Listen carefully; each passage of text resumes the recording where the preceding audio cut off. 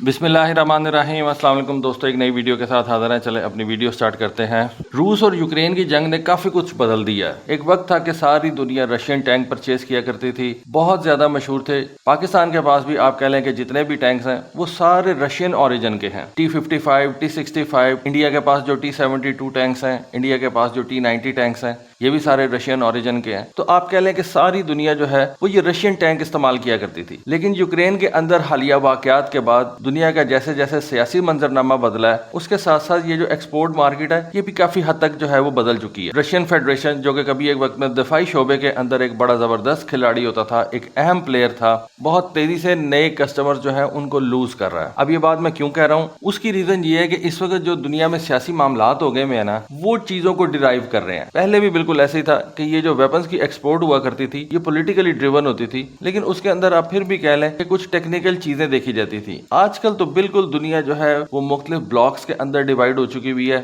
और जिस तरह से अमेरिका ने यूक्रेन की जंग के बाद रशिया के ऊपर पाबंदियां लगाई हैं और रशिया की जो इकोनॉमी है वो टोटली इस वक्त ऑयल के ऊपर डिपेंडेंट होती चली जा रही है, रशिया की जो वेपन्स की एक्सपोर्ट थी वो बहुत हद तक कम हो गई हुई है। मसलन मैं आपको कई दफा ये मिसाल दे चुका हूँ कि रशिया ने मिस्र के साथ Su-35 जहाजों का मुआहदा किया, अमेरिका ने मिस्र को रोक दिया। रशिया ने इंडोनेशिया के साथ कुछ अपने फाइटर जेट्स का मुआहदा किया, अमेरिका ने इंडोनेशिया को जो है वो ये फाइटर जेट्स परचेज करने से रोक दिया। तो इन सारी चीजों ने रशिया की जो वेपन्स की एक्सपोर्ट थी उसको बहुत ज्यादा जो है वो डेंट डाला है। 2010 से लेकर 2021 तक रूसी टैंकों की सप्लाई जो थी वो बहुत ज्यादा बढ़ गई थी। लेकिन 2022 के अंदर जब यूक्रेन की जंग स्टार्ट हुई है, उसके बाद से लेकर आज तक रशिया की जो इस वक्त टैंक बनाने वाली इंडस्ट्री है वो ज्यादातर टैंक्स अपने मुल्क के लिए तैयार कर रही है। और न सिर्फ ये बल्कि पुराने टैंक्स को स्टोरेज से निकाल के उनकी ओवरऑलिंग कर रही है, और वो टैंक जो है वो यूक्रेन के साथ जंग में इस्तेमाल हो रहे हैं। जब जंग शुरू हुई थी तो आपको याद होगा कि अमेरिका ने जो सबसे पहला वेपन यूक्रेन को दिया था वो था javelin anti tank guided missile, क्योंकि अमेरिका को पता था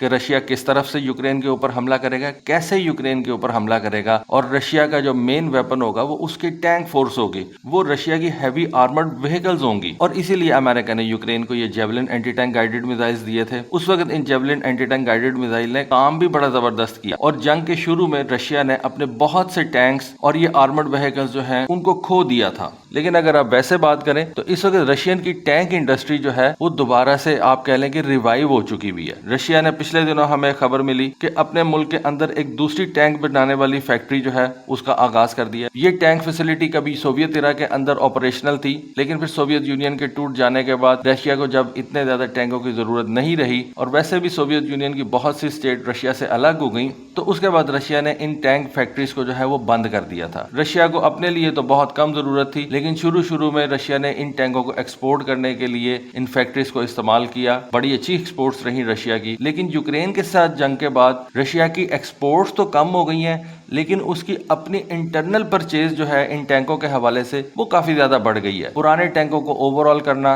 नए टैंक्स की तैयारी, ये इस वक्त रशिया के अंदर जोरों शोर से जारी है। रशिया की टैंक बनाने वाली इंडस्ट्री तो इस वक्त ग्रो कर रही है, लेकिन उसकी एक्सपोर्ट्स जो है वो बिल्कुल नेग्लिजिबल हो गई हैं। अब रूस की ये जो टैंक की एक्सपोर्ट्स में कमी आई है, इसका सारे का सारा मलबा हम सिर्फ रूस के ऊपर नहीं फेंक सकते, बल्कि इसमें दूसरे ममालिक जैसा कि चाइना, जैसा कि जनूबी कोरिया, उनका भी बहुत बड़ा हाथ है। चाइना ने अपना VT-4 टैंक इंट्रोड्यूस करवाया, चाइना ने अपना VT-5 टैंक इंट्रोड्यूस करवाया, पाकिस्तान आर्मी ने चाइना के इस VT-4 टैंक को परचेज किया, बांग्लादेश ने चाइना से ये VT-5 टैंक परचेज किए। फिर हमने देखा कि चाइना ने अपने ये VT-4 टैंक्स न सिर्फ पाकिस्तान को सेल किए, बल्कि नाइजीरियन आर्मी ने भी चाइना से ये VT-4 टैंक्स परचेज किए। यूरोप के अंदर जैसा कि आपको पता है कि सिर्फ जर्मनी एक ऐसा मुल्क है जो कि अच्छे और बड़े स्केल के ऊपर टैंक्स तैयार करता है। यूरोप के अलावा फ्रांस के अंदर लेक्टेरिक टैंक बनाया जाता है, लेकिन उसकी भी कोई बहुत बड़ी मार्केट नहीं है। फ्रांस आई बिलीव के बहुत ज्यादा इंटरेस्टेड भी नहीं है इस टैंक को सेल करने में। इंग्लैंड के अंदर आपको पता है कि चैलेंजर टैंक्स तैयार किए जाते हैं। इंग्लैंड खुद से इन टैंक्स को परचेज करने में इतना ज्यादा इंटरेस्टेड नहीं है, और उसके एक्सपोर्ट्स इन टैंकों की भी बहुत ही कम है। तो यूरोप के अंदर तो आप कह सकते हैं कि सिर्फ एक ऐसा कंट्री है, और वो है जर्मनी, जो अपने मुल्क के अंदर न सिर्फ टैंक्स तैयार करता है बल्कि उनको बड़े पैमाने पे फरोख्त भी करता है। लेकिन यूरोप के अंदर भी ये ट्रेंड जो है वो अब तब्दील होता जा रहा है। जैसा कि हमने देखा कि पोलैंड, जो कि जर्मनी का हमसाया मुल्क है, यूक्रेन का भी हमसाया हमसाया मुल्क है, उसने जर्मनी से ये लेपर्ड टैंक्स परचेज करने की बजाय साउथ कोरिया से उसके K2 सीरीज के पैंथर टैंक्स परचेज किए। और फिर जैसा कि मैंने आपको बताया कि चाइना अपने इन टैंकों की सप्लाईज को एग्रेसिवली आगे बढ़ा रहा है। ये भी सारी चीजें मिलके रशियन एक्सपोर्ट के ऊपर डेंट डाल रही हैं। पोलैंड जो कि कभी वॉर्सो पैक्ट का हिस्सा हुआ करता था,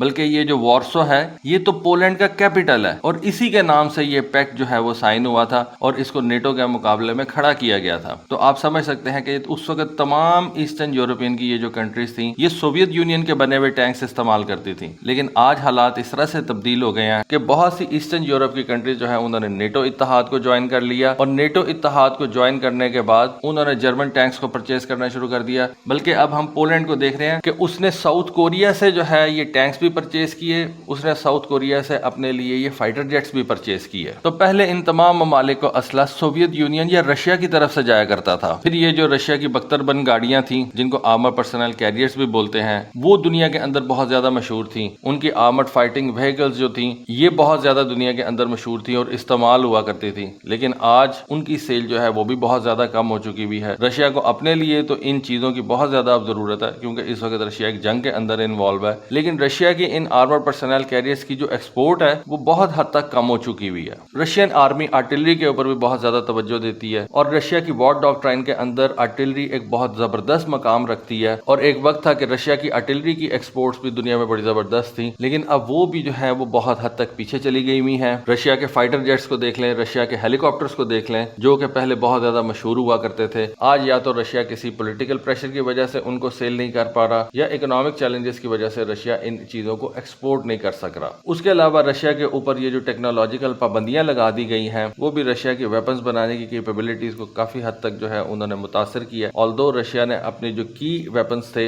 उनकी प्रोडक्शन को जारी रखा है। बहुत से एनालिस्ट का मानना यह है कि ये जो रशिया के वेपन्स की एक्सपोर्ट में कमी आई है उसकी मेन रीजन रशिया की तरफ से इन वेपन्स के अंदर इनोवेशन का ना लेके आना, इनकी डेवलपमेंट जो है उसका स्लो होना और प्रोडक्ट क्वालिटी ने रशियन एक्सपोर्ट को बहुत ज्यादा मुतासर किया है। मैं ये समझता हूं कि इन चीजों से ज्यादा ये ठीक है, ये चीजें मैटर जरूर करती हैं, लेकिन मेरे ख्याल के मुताबिक इससे भी ज्यादा जो पॉलिटिकल रीजन है इस वक्त दुनिया के अंदर और खास तौर पे अमेरिकन प्रेशर दूसरी कंट्रीज के ऊपर, उस वजह से रशिया की जो एक्सपोर्ट्स हैं वो कम हुई हैं और उस वजह से रशिया अपनी इन इंडस्ट्री के अंदर उसने जो इन्वेस्ट करना था, R&D में इन्वेस्ट करना था, वो रशिया नहीं कर पाया और जिसकी वजह से रशिया अपने इन वेपन्स के अंदर इनोवेशन नहीं लेके आ सका, डेवलपमेंट इनकी नहीं कर सका और रशियन वेपन्स की जो क्वालिटी थी उसको वो वक्त के साथ साथ इंप्रूव नहीं कर सका। और जैसे कि आपको पता है कि यूक्रेन में जंग के खात्मे से मुताल्लिक गैर यकीनी सूरत हाल इस वक्त भी बरकरार है, लेकिन ये पहले ही वाज़ेह है कि रूस की दिफाई सनत को आलमी हथियारों की मंडी में बड़ा धचका लगा हुआ है। ये धचका न सिर्फ रूस की इक्तसादी हालत को मुतासर करता है बल्कि उसकी मिलिट्री इंडस्ट्रियल कॉम्प्लेक्स और दूसरे हकीकी चैलेंजेस के दरमियान फर्क को भी वाज़ेह करता है और इसका फायदा चाइना उठा रहा है, साउथ कोरिया उठा रहा है और आने वाले दिनों में हम और भी कंट्रीज को देखेंगे जो इस रशियन मार्केट को कैप्चर करते नजर आएंगे। तो दोस्तों ये थी एक रिपोर्ट रशिया की वेपन एक्सपोर्ट के ऊपर। होपफुली आपको आज की वीडियो, आज की इन्फॉर्मेशन पसंद आई होगी। कमेंट सेक्शन में अपनी राय से जरूर आगाह कीजिएगा। आज के लिए बस इतना ही। Thank you. Allah Hafiz.